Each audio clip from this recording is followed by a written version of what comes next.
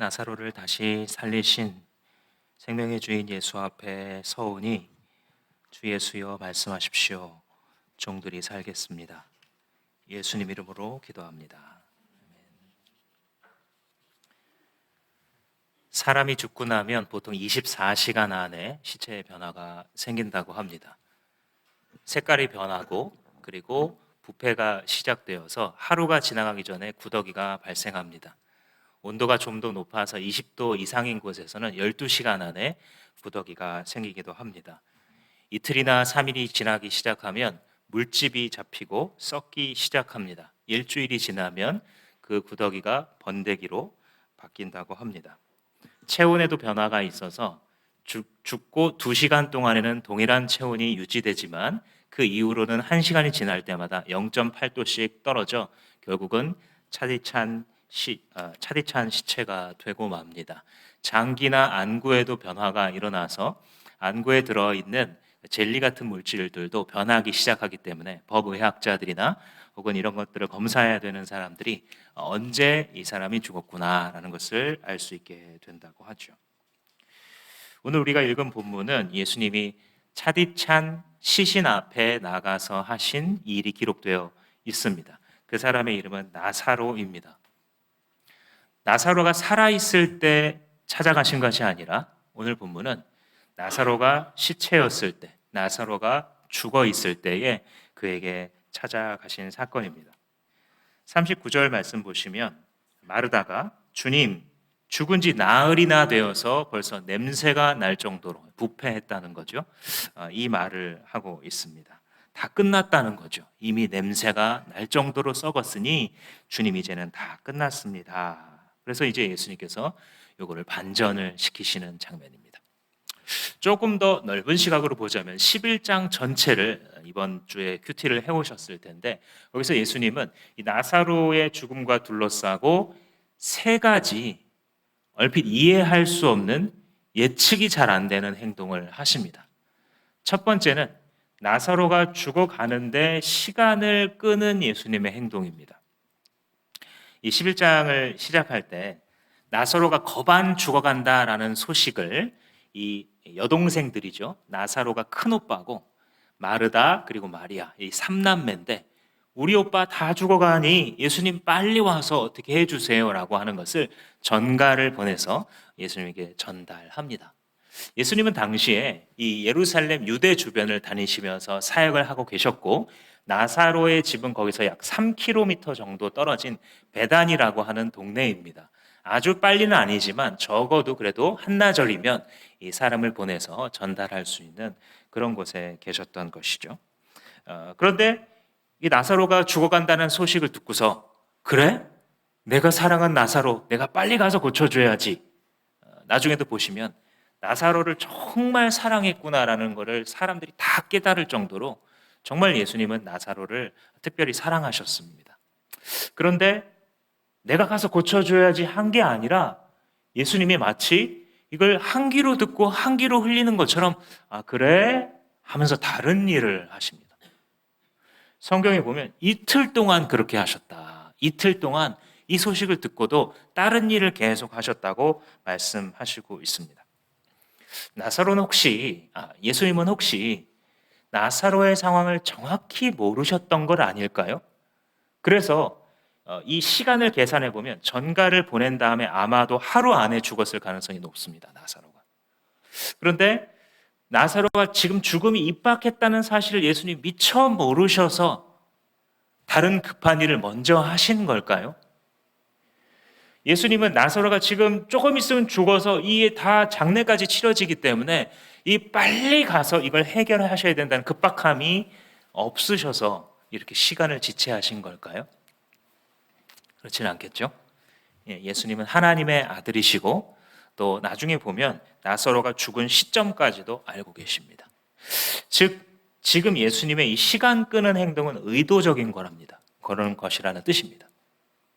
나사로가 조금 있으면 죽는다라는 사실을 알면서도 일부러 그 말에 응답하지 않고 계신 것입니다. 나중에 며칠이 지나고 나서야, 그러니까 하루 정도 있다가 아마 나사로가 죽었을 것으로 보이는데 그것보다도 하루를 더 지체하셨죠. 그리고 나서 아마도 한 3일째쯤에 자, 나사로가 잠들었다 이렇게 말씀하십니다. 나사로가 지금 죽은 걸 몰라서 그러시는 게 아니라 죽었다라는 표시죠. 근데 잠들었다라고 하는 순간 누가 말해준 게 아니에요. 이미 알고 계십니다. 근데 예수님이 이렇게 말하니까 제자들은 또 사오정처럼 잘못 알아들어서 아 그래요? 잠들었으면 좀 낫겠습니다. 이렇게 대답을 하죠. 그러자 예수님이 얘네들이 못 알아듣는구나 하고 밝히 말하십니다. 나사로가 죽었다. 그러면서 나사로를 깨우러 가자고 말씀을 해주십니다. 근데 나사로가 이제 죽었다라고 말씀하시면서 덧붙이신 말씀 이게 또 기가 막힙니다. 뭐라 그러시냐면 내가 기쁘다. 내가 지금 나사로가 죽는 순간에 너희들과 함께 거기에 있지 않은 것을 나는 기쁘게 생각한다. 이 기쁜 이유가 뭐냐면 그러면서 뭐라고 마지막에 딱 결론을 내시냐면 결국은 이 일로 너희가 나를 믿게 될 것이기 때문에 나는 기쁘다. 이렇게 말씀하십니다. 그러니까 예수님은 지금 의도적으로 안 가시고 늦게 응답을 하신 거고요. 그 목적이 있었어요. 그 목적은 곧 나사로가 확실히 죽었다는 것을 제자들이 알고 그 다음에 예수님께서 하시는 행동이 결코 사람으로서는 할 수 없는 일임을 보여주는데 목적이 있었던 것입니다. 여기서 중요한 키워드를 기억하셔야 되는데 내가 기쁘게 생각한다. 이 일로 너희가 믿게 될 것이기 때문이다. 믿음이라는 말입니다. 믿음. 이 나사로 본문에서는 계속 이 믿음과 죽음이 계속 왔다 갔다 합니다.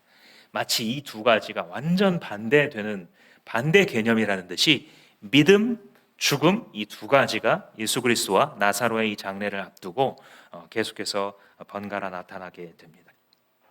즉 예수님의 관심사 한 가지가 뭐냐면 너희들에게 참 믿음이 있느냐 이거 한 가지입니다.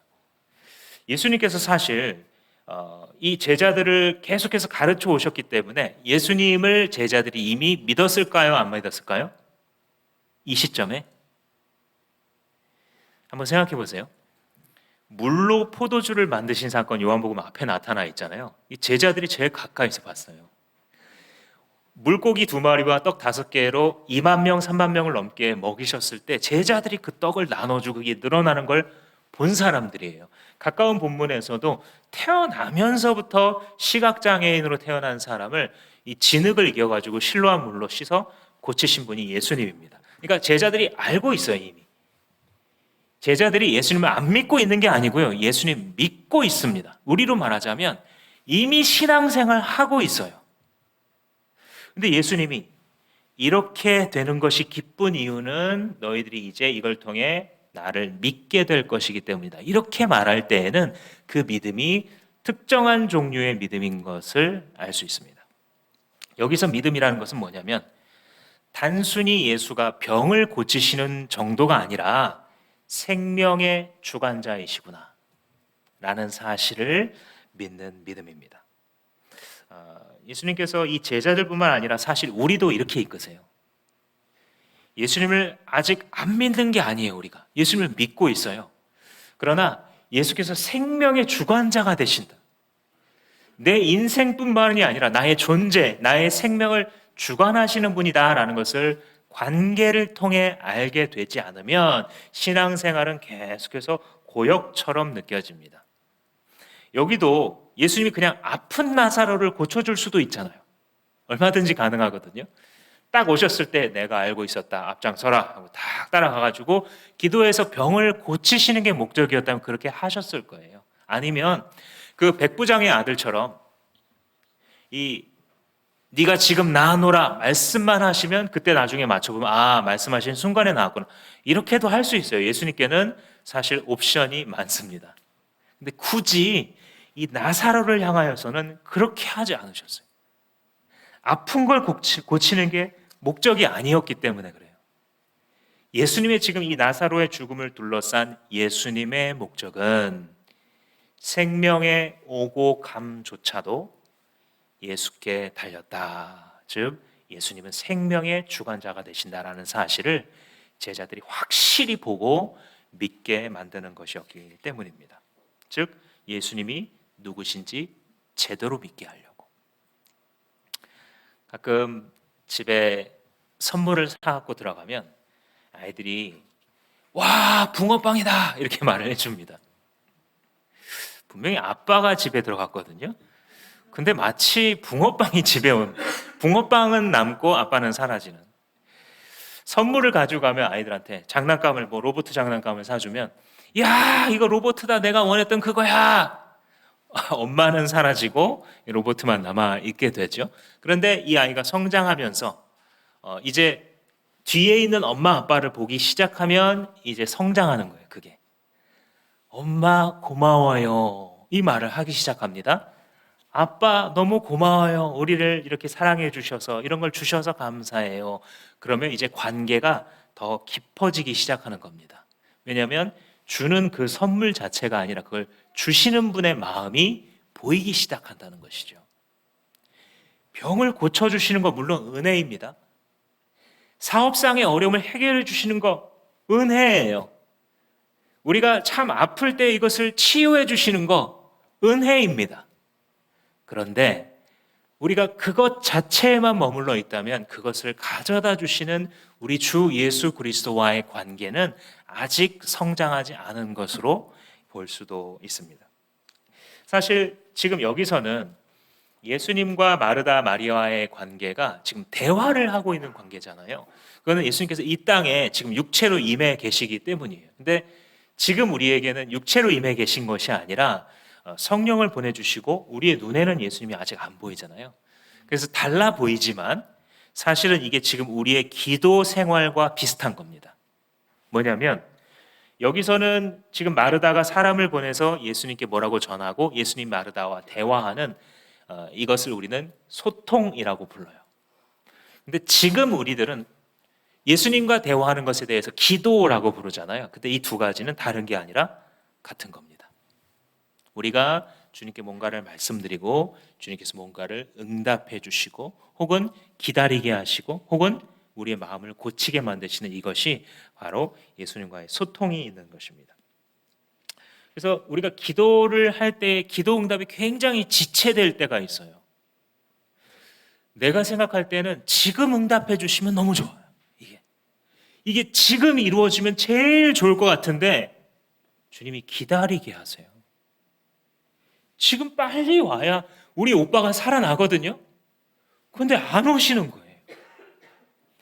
우리가 때로 신앙생활 하면서 기도 응답이 이렇게 지체가 되잖아요. 그러면 점점 힘이 빠져요.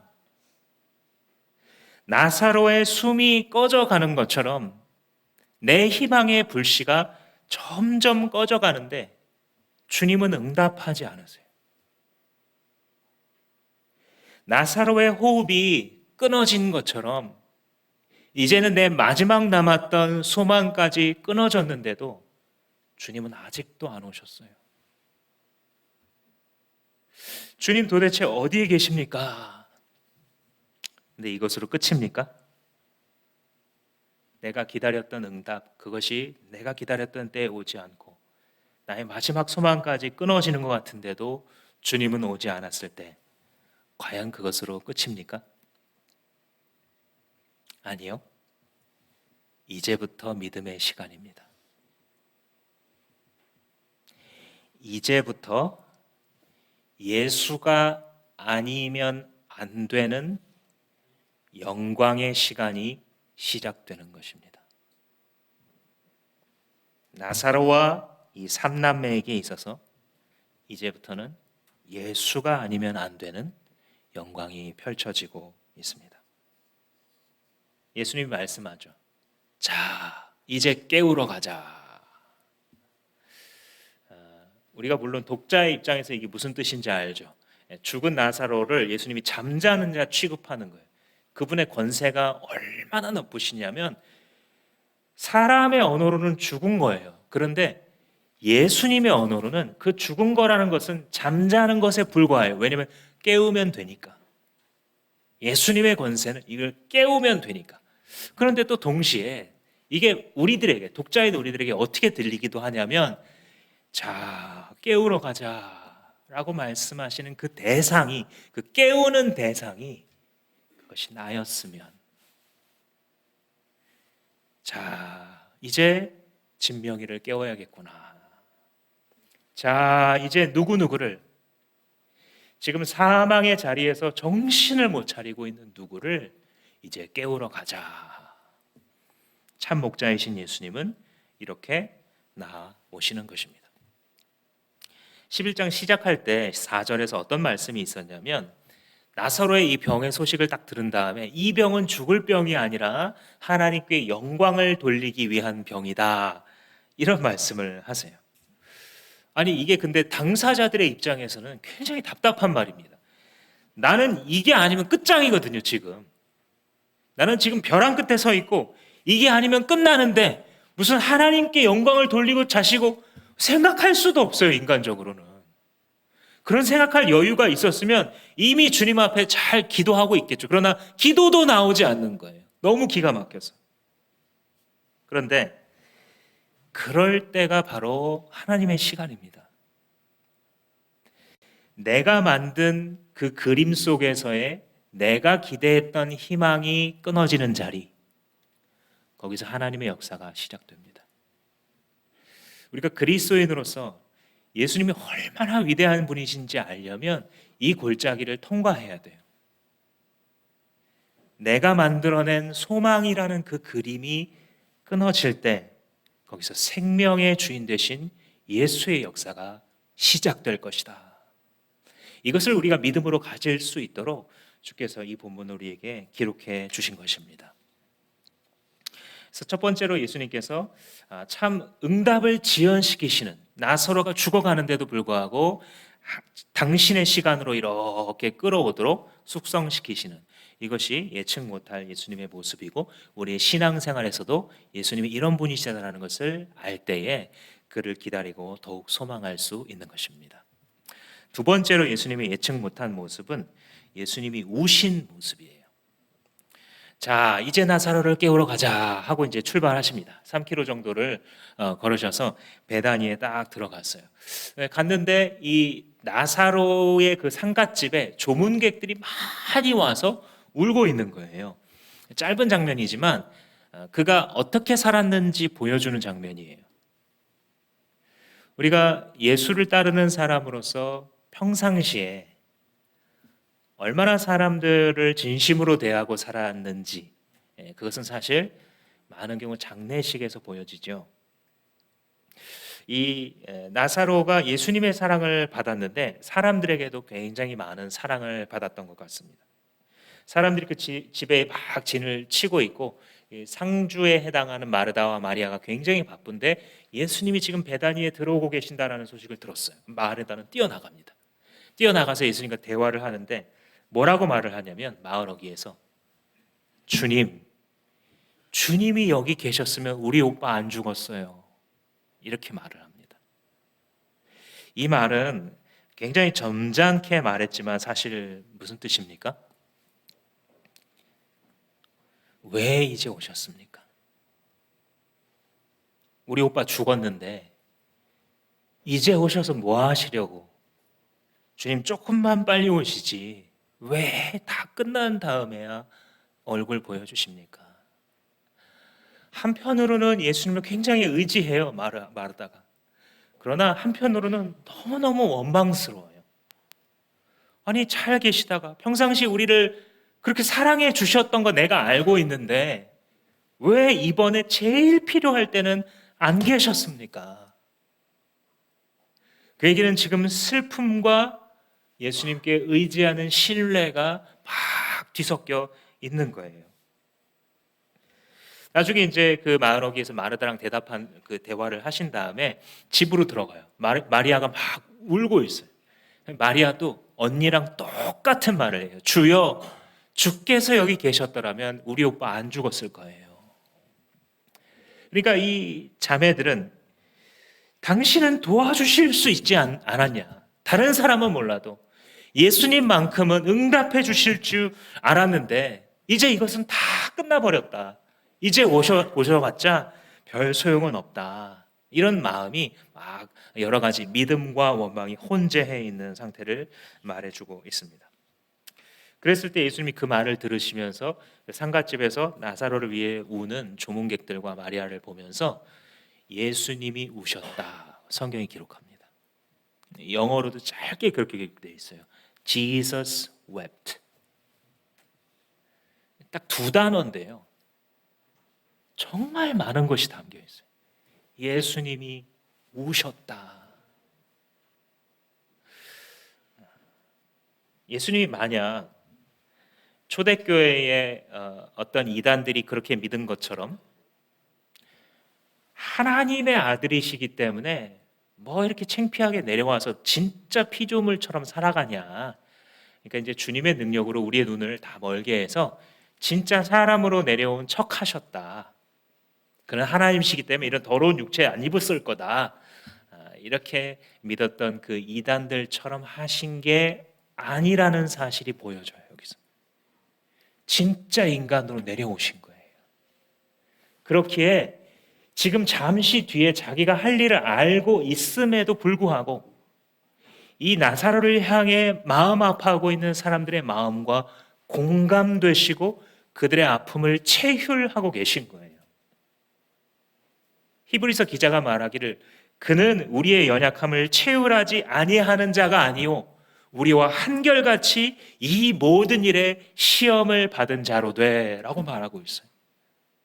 하나님의 아들이신 예수께서 정말로 이 땅 가운데 내려오셔서 정말로 우리의 고통과 답답하여 견딜 수 없는, 우리의 아픔과 눈물을 흘릴 수밖에 없는 그것을 주님께서는 아신 거예요.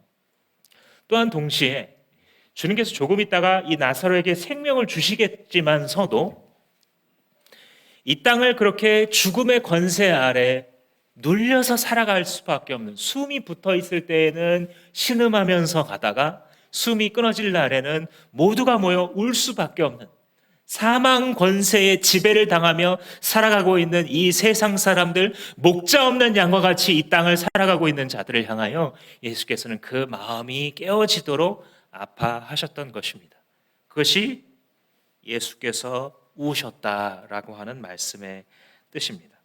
오늘 본문에도 38절을 시작하면서 비통히 여기시면서 무덤으로 가셨다라는 것은 상갓집 예의로 슬퍼하는 듯 슬퍼하는 척 하셨다는 것이 아니라 그 마음 가운데 정말로 그를 향한 사랑과 그리고 목자 없는 양들을 향한 슬픔과 의분이 있으셨다라는 그 뜻입니다.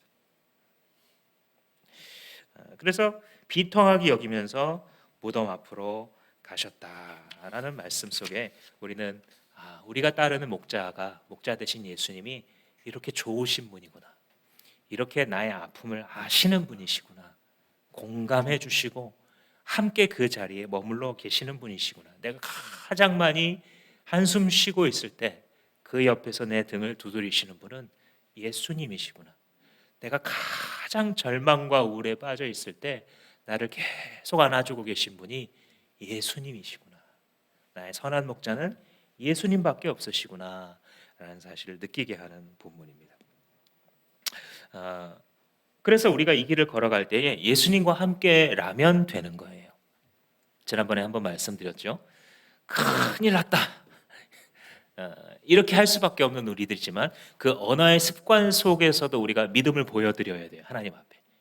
물론 감정을 따로 놓을 수도 있습니다. 그러나 하나님께서는 우리에게 의지라는 놀라운 능력을 주셨어요. 믿음을 가지고서 주님과 함께라면 괜찮습니다, 이렇게 자꾸 말하는 거예요. 한번 또 복습해 볼까요? 따라해 보겠습니다. 주님과 함께라면 괜찮습니다. 다윗이 시편에서 그렇게 말했죠. 내가 사망의 음침한 골짜기로 다닐지라도 해를 두려워하지 아니할 것은 주께서 나와 함께 하심이라. 그러면 된다는 거예요. 이것이 죽음의 자리이지만, 그리고 내가 예수님께서 왜 지체하시는지도 이해할 수 없지만, 주님께서 시간을 이렇게 이끌어 가시는 것에 대해서도 공감되지도 않지만, 그럼에도 불구하고 선하신 목자이신 줄 내가 믿사오니 주님과 함께라면 괜찮습니다 라고 고백하기를 주님 기다리고 계신 겁니다. 세 번째 예수님이 예측 못할 모습은 무덤 문을 여시는 장면이에요. 38절 보시면 무덤은 동굴인데 그 어귀는 돌로 막아 놓았다. 이 유대인의 장례 풍습이 나와 있는 거죠. 우리는 이제 땅에다가 매장하거나 또 요즘엔 뭐 화장을 하지만 당시 유대인들은 대부분 이렇게 굴을 파거나 아니면 천연 동굴을 구입해서 거기다가 이제 시체를 안치해 놓고 커다란 돌로 막습니다. 그렇게 막는 이유는 들짐승들이 시체 파먹게 못하려고, 혹은 뭐 이제 그의 애장품들을 넣기도 하니까 도굴꾼들이 쉽게 못 훔쳐가게 하려고 성인이 혼자서 움직일 수도 없는 커다란 돌을 막아놓는 장면입니다. 그때 이제 예수님께서 그 앞에 서시죠. 39절에 돌을 옮겨 놓아라. 여기서부터 이제 의미심장하죠. 돌을 옮겨 놓아라. 주님은 이미 알고 있어요. 그 다음에 무슨 일을 행하실지, 그리고 어떤 일이 벌어질지 이미 알고 계세요. 여기서부터 돌을 옮겨 놓으면 뭐 잠깐 들어가가지고 뭐 같이 슬퍼하고 그 다음에 뭐 어떻게 될지 방법을 찾아보자, 이게 아니고요. 이미 다 있어요. 예수님은 다 계획이 있으십니다. 아멘. 예수님은 다 계획이 있으세요. 돌을 옮겨라 하시는 그 순간부터 그 다음에 그 나사로에게 뭐라고 명령할지, 그 시체에 불과한 나사로에게 무슨 일이 일어날지 예수님 다 알고 보고 계획하시고 실행하시는 거예요. 그래서 우리가 신뢰할 수 있는 겁니다. 돌을 옮겨 놓아라. 그럼 우리가 해야 될 일은요, 돌을 옮기는 거예요. 여전히 의심도 남아 있어요. 여전히 예수님에 대한 원망도 남아 있습니다. 조금 예수님이 원망스러우니까 자꾸 주변 사람한테도 짜증을 냈어요. 그러나 주께서 선포하시잖아요. 지금 그 돌을 옮겨 놓아라. 그럴 때 우리가 할 일은, 주님 내가 믿음은 적지만 그래도 주님이 이거 말씀하시는 것은 분명하네요. 내가 순종하여 돌을 옮기겠습니다. 이렇게 하는 거예요. 근데 이제 마르다가 뭐라고 반응했는지 보세요. 마르다는 정말 믿음의 사람이잖아요. 39절 하반절에 주님, 죽은 지가 나흘이나 되어서 벌써 냄새가 납니다. 무슨 말입니까? 헛수고 마시라는 거예요. 24시간만 지나도 구더기가 끓고 시신이 부패되는데 예수님 자그마치 4일이 지났습니다. 좀 그렇게 하려면 빨리 나오시지. 지금 냄새가 저 돌로 꽉 막아놨는데도 그 틈을 비집고 지금 냄새가 이렇게 나는 거, 이 냄새가 안 맡아지십니까? 그러니 주님 헛수고하지 마시고 괜히 그거 열어가지고 우리 마음 더 헤집어 놓지 마시고 좀 그냥 여기서 기도 한번 해주시고 그냥 가세요. 나도 더 이상 바라지 않겠습니다. 이런 어떤 절망이 느껴지는 거예요. 여기서 주님, 우리 오빠 지금 시체 썩은 냄새 납니다. 믿음의 사람이지만 내가 이 일을 당하면 정말 보이지 않는 것 같아요. 아무것도 다 헛수고처럼 느껴져요. 그냥 그동안 믿음 생활했던 것도 그냥 다 쓸모없는 것 같은 거예요. 내가 이러려고 이 고생했나? 내가 이러려고 막 기도하면서 이러려고 하나님의 뜻을 분별하면서 왔는데 끝에 이게 뭐야 도대체, 이 결론이. 그 이상은 뭐 믿음으로 살아보자 이런 말을 들어도요 잘 안 들려요. 자꾸 목자님이 말씀해주고 목사님 뭐라고 조언하는데도 안 들려. 그냥 다 헛수고 같아요. 다 치워버리고 싶고 아무도 안 보는 곳에서 그냥 혼자 있고 싶은 마음마저 듭니다. 이게 절망의 깊이인 거예요. 근데 예수님이 뭐라고 말씀하시는지 보세요. 40절에 네가 믿으면, 그죠? 다시 나왔죠. 믿으면. 여기서 죽음과 믿음의 대비가 핵심입니다. 네가 믿으면 하나님의 영광을 보리라고 내가 말하지 않았느냐. 요 앞선 마르다와의 대화를 지금 상기시켜 주시는 거예요. 베다니 동네에 딱 들어갔을 때 마르다가 막 왔잖아요. 그때 막 주님 여기 계셨더라면 안 죽었을 거예요. 그러면서 예수님 뭐라고 말씀하시냐면 나를 믿는 자는 산다. 그러니까 마르다가 주님 알죠. 마지막 날에는 주님 믿는 자들도 다시 다 살리실 것을 제가 믿습니다. 그러니까 이미 끝났어요. 마르다 마음속에서는요. 나사로는 이미 끝났습니다. 근데 예수님이 자꾸 믿음을 가지라고 말을 하니까 알아요, 알아요. 마지막 세상이 다 끝나고 예수님이 다시 오시면 그때 다시 부활시키신다는 그 설교 제가 잘 기억하고 있습니다. 이렇게 대답한 거예요. 예수님이 그게 아니고 나를 믿는 자는 죽어도 다시 살아. 그리고 살아있을 때 나를 믿은 사람은 영원히 안 죽어. 이런 말씀을 합니다. 이 말씀이 참 알쏭달쏭하거든요. 그죠? 알 것 같으면서도 모를 것 같아요. 나를 믿는 자는, 예수님을 믿는 자는 죽어도 산다. 이 육체에 관한 말씀, 이렇게 들으시면 좀 쉽게 정리할 수 있습니다. 그러니까 육신이 죽어도 예수 그리스도 안에서 그 육신을 다시 살리세요. 그러니까 나사로는 어떻게 보면 그 첫 열매예요. 특별 케이스로 예수님 미리 보여주시는 거거든요. 예수님을 믿는 자는 예수님의 명령에 의해서 다시 살아날 거예요. 그리고 살아서 나를 믿는 자는 영원히 죽지 않는다는 말은 영에 관련된 것으로 정리하면 좀 이해가 되실 겁니다. 그 영이 이생, 이 육체를 가지고 살아가는 이 이생이나 삼생, 하나님 나라에 들어갔을 때나 동일해요. 그죠?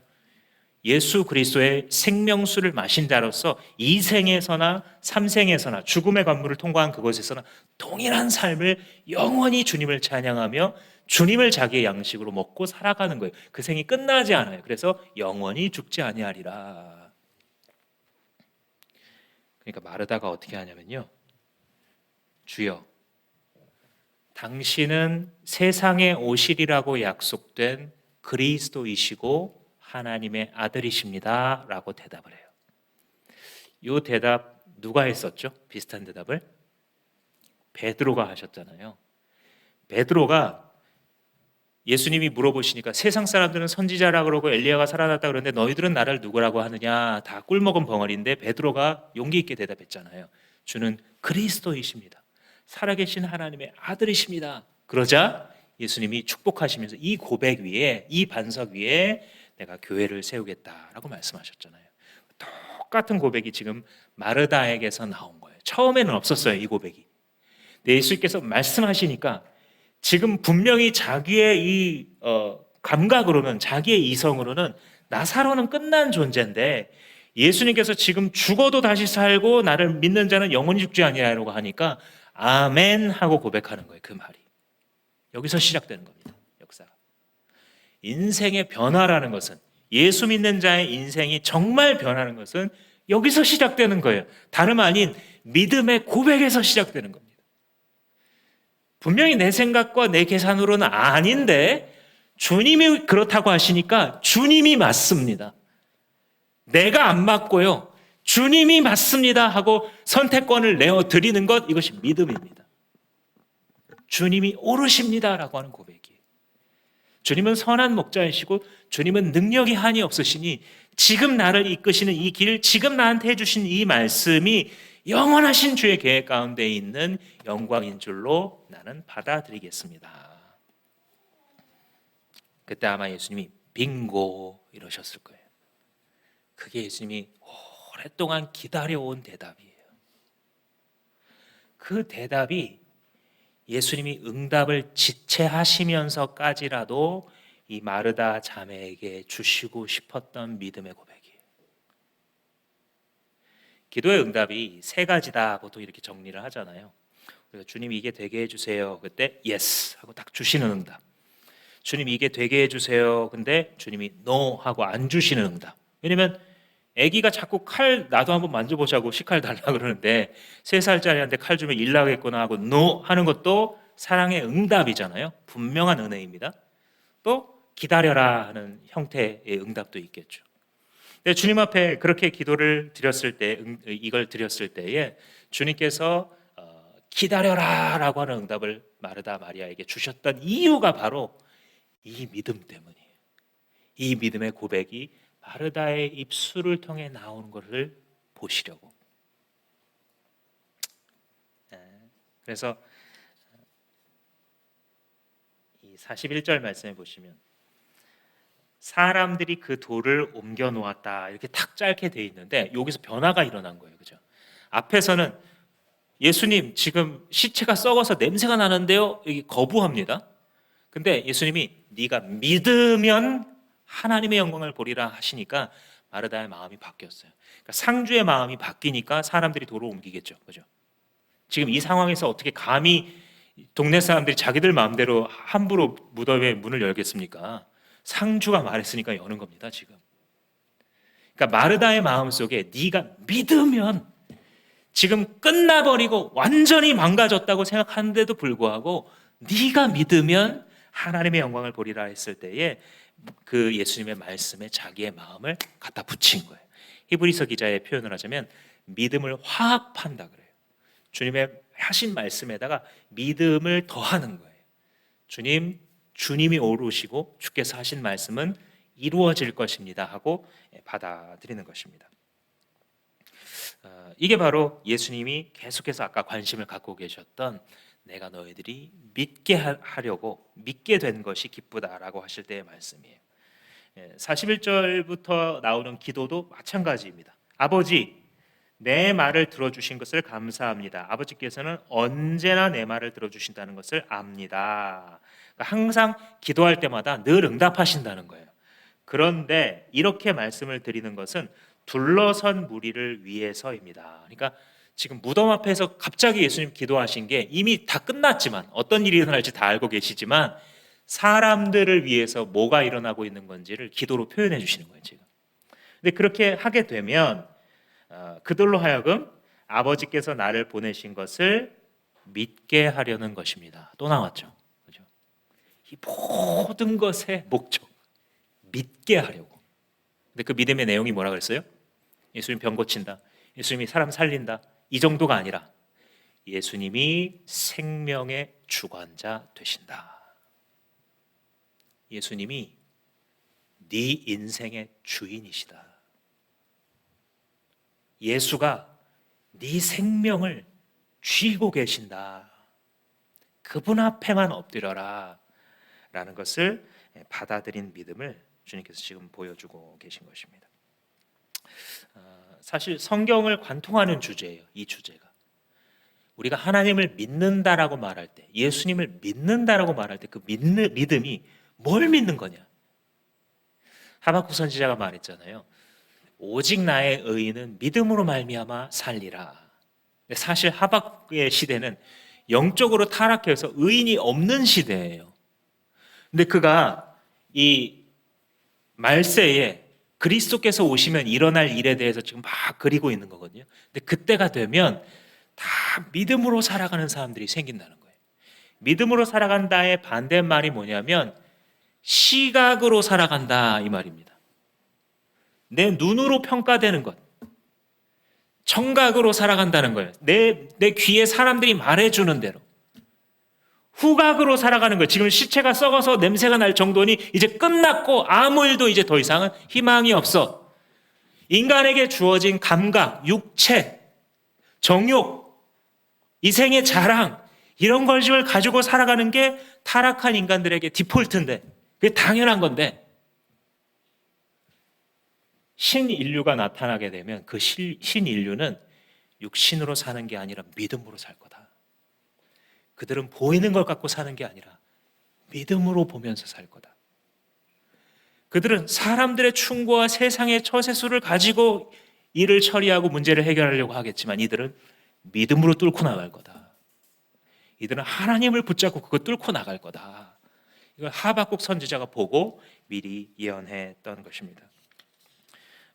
예수님께서 오셔서 기적을 행할 때마다 사실 기억해 보시면 이 말을 자주 하셨어요. 중풍기병에 걸려서 일어날 수도 없는 이 친구를 4명의 친구가 침 상태로 데려와서 천장에서부터 내리잖아요. 그럴 때 예수님께서 이 사람의 병을 고치기 전에 하신 말씀이 있어요. 그들의 믿음을 보시고 가라사대 네 죄사함을 받았느니라. 이 말 먼저 하세요. 그런 다음에 네 침상 들고 걸어가라 하니까 명령에 순종해서 걸어가잖아요. 이 병이 나아서. 근데 그 앞에 있는 전제가 사실 더 중요한 거예요. 그들의 믿음을 보시고. 그러니까 구약 성경에서부터 예수님 시대에 이르기까지 전체적으로 하나님의 백성에게 주님께서 기대하시는 바가 뭐냐면 믿음으로 보고 믿음으로 말하고 믿음으로 판단해서 믿음으로 살고 믿음으로 죽고 믿음으로 순교하고 믿음으로 헌신할 수 있는 사람들. 그것을 하나님께서 기다리고 계셨던 것입니다. 43절에 이 클라이막스죠. 이렇게 말씀하신 다음에 큰 소리로 나사로야 나오너라 하고 외쳤어요. 왜 큰 소리로 외쳤냐면요, 주변 사람들 듣게 하려면 내 옆에 이제 사람들이 있기 때문에 작게 말해도 되거든요. 근데 지금 큰 소리로 해야만 저 무덤 안쪽까지 들릴 거잖아요. 무덤 안쪽에 있는 예수님의 말씀대로 하자면 잠자고 있는 나사로가 들으라는 뜻이에요. 그죠? 그래서 큰 소리로 말해야 되는 거예요. 나사로야, 나오너라! 사람들의 눈에는 죽은 사람인데 예수님의 눈에는 진짜 잠자고 있는 사람인 것처럼 잠이 깊이 들어서 크게 말해줘야 그 잠을 깨고 일어날 수 있다는 듯이, 우리의 판단으로는 그 자리가 죽음의 자리이고 멸망의 자리이고 저주의 자리이며 주님께서 응답해주지 않아서 인생이 망가진 자리인데, 주님께서 보실 때는 얘야, 네가 지금 잠자고 있구나. 네 잠을 깨우기 위하여 내가 목소리를 높여 지금 네 귀에 들리게 하노라 라고 말씀하시는 것이죠. 사랑하는 성도 여러분, 이 나사로야 나오너라 라고 하는 이 창조주의 외침은 아무도 거부할 수 없는 능력이 있습니다. 그가 지금 비록 꽁꽁 천에 묶여 있다고 해도 순종해야 됩니다. 장례식에 입관식을 종종 따라 들어가면 이 장례 지도사라는 분들이 이 시체를 얼마나 꽁꽁 싸는지 저렇게 많이 꼭 해야 되나? 이걸 보면서 제가 생각한 적이 있어요. 2번 싸고 3번 싸고 얼굴을 막 고인이시지만 답답하겠다는 생각이 들 정도로 막 목을 좀 매고 얼굴을 종이로 하고 천으로 덮고 그 위에 띠를 또 매고 그 다음에 손발을 다시 한 다음에 다시 묶어서 안 움직이게 만들고. 왜 그렇게 해요? 왜 그렇게 합니까? 물론 이제 고인에게 예를 갖춘다 뭐 이런 이제 세상의 언어로 설명을 해주죠, 이분이. 근데 사실은요, 그렇게 꽁꽁 싸매는 이유는 하나예요. 이제 태울 거라서, 이제 묻을 거라서, 이걸 다시 벗는 일은 일어나지 않을 거니까. 나사로도 그렇게 꽁꽁 묶여 있는데요, 다시 일어나지 못해야 되는데요, 죽음으로 끝나야 되는데요, 예수님이 깨웁니다. 나사로야 나와라.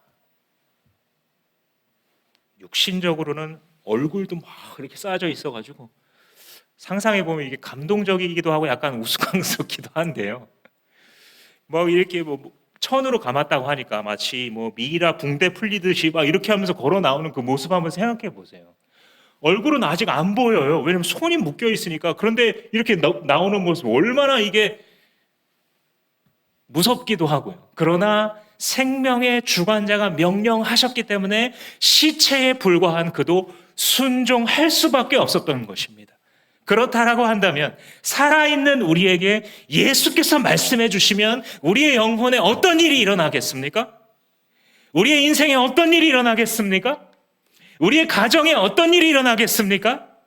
이 타락하고 썩어진 이 말세와 같은 이 시대에 어떤 일이 벌어지겠습니까? 얘야 나와라 라는 예수의 말씀을 붙잡는 자들을 통해 이 세상에 무슨 일이 벌어지겠습니까? 사랑하는 성도 여러분, 우리가 반드시 썩을 것입니다. 우리는 반드시 이렇게 살다가 육신이 결국은 숨이 갈 것입니다. 나사로가 지금 비록 부활의 은혜를 입었어도 그 이생은 또 죽었을 거예요. 그렇죠? 그런데 예수님께서는 이 나사로의 부활을 통하여서 너희들이 가장 최악이라고 생각하는 그 자리에서 나는 일하겠다. 가장 깊은 무덤 가운데 있는 자도 나는 불러 나의 나라로 데리고 가고야 말겠다라는 사실을 보여주고 계신 것입니다. 따라서 여러분들이 소망해야 될 것은 지금 이것을 넘어가는 정도가 아니라 계속해서 예수 그리스도와 함께 넘어가는 소망을 가지셔야 되는 것입니다.